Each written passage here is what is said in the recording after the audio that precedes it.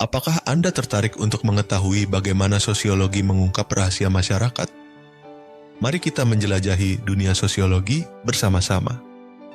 Sosiologi merupakan ilmu yang menganalisis masyarakat serta interaksi sosial.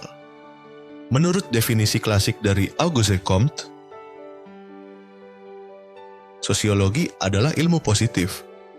Sejak abad ke-19, perkembangan sosiologi telah merespons perubahan signifikan, seperti revolusi industri dan revolusi Perancis. Mari kita telaah langkah-langkah penting dalam memahami sosiologi. Pertama, kita mulai dengan objek studi dalam sosiologi. Objek material mencakup masyarakat, sementara objek formal berfokus pada hubungan sosial. Hubungan sosial ditandai oleh pola, norma, dan nilai yang menghubungkan individu. Selanjutnya, kita membagi ruang lingkup sosiologi menjadi dua bagian, mikro dan makro. Sosiologi mikro memperhatikan interaksi sehari-hari, sedangkan sosiologi makro menganalisis struktur sosial yang lebih luas. Mari kita diskusikan penerapan analisis ini dalam konteks kehidupan nyata. Perkembangan sosiologi dari klasik sampai kontemporer sangat menarik untuk disimak. Teori seperti fungsionalisme dan konflik membantu kita memahami dinamika sosial yang ada. Mari kita lanjutkan dengan konsep penting dalam sosiologi, yaitu status dan peran. Contohnya, mahasiswa memiliki status sebagai pelajar dan menjalankan peran tertentu dalam kehidupan kampus. Kita juga perlu mempertimbangkan generalisasi dalam sosiologi. Rumusan umum yang muncul dari observasi empiris dapat mengungkap pola sosial yang dapat diprediksi. Sebagai contoh, sering ditemukan korelasi antara tingkat kemiskinan dan tingkat kriminalitas.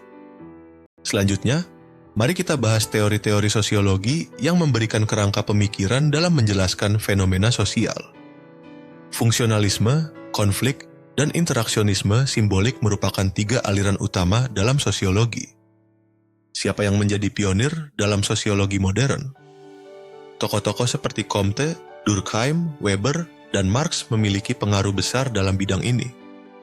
Di Indonesia, Selo Somarjan juga memberi sumbangsih yang signifikan dalam perkembangan sosiologi. Sosiologi tidak dapat dipisahkan dari ilmu sosial lainnya. Dari antropologi hingga ekonomi, fenomena sosial seringkali memerlukan pendekatan multidisipliner. Sebagai contoh, studi tentang kemiskinan dapat melibatkan berbagai disiplin ilmu. Mari kita hadapi isu-isu sosial yang menjadi fokus dalam sosiologi. Masalah sosial muncul ketika norma dan nilai dilanggar, contohnya kemiskinan dan ketimpangan. Perubahan pola interaksi seperti kerja dari rumah adalah contoh isu sosial yang berkembang saat ini. Dalam penelitian sosiologis terdapat dua pendekatan utama, kualitatif dan kuantitatif. Metode kualitatif mencakup wawancara dan observasi, sedangkan pendekatan kuantitatif menggunakan survei dan analisis statistik.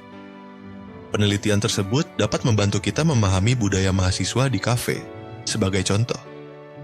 Di akhir, mari kita survei perkembangan sosiologi di Indonesia.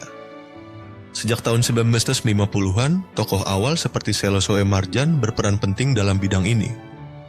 Penelitian sosial mengenai kemiskinan desa sangat krusial untuk memahami dinamika perubahan sosial. Sosiologi berperan dalam membantu kita memahami kompleksitas hubungan antar manusia dan masyarakat. Dengan mempelajari sosiologi, kita akan lebih peka terhadap isu-isu sosial yang ada di sekitar kita. Oleh karena itu, mari kita luangkan waktu untuk memperdalam pengetahuan kita tentang sosiologi. Langkah pertama adalah membaca referensi sosiologi atau mengikuti seminar. Bergabunglah dengan komunitas yang membahas isu-isu sosial dan sosiologis dalam lingkungan Anda. Silakan sampaikan pendapat Anda di kolom komentar. Mari kita diskusikan dan tingkatkan pemahaman kita bersama-sama.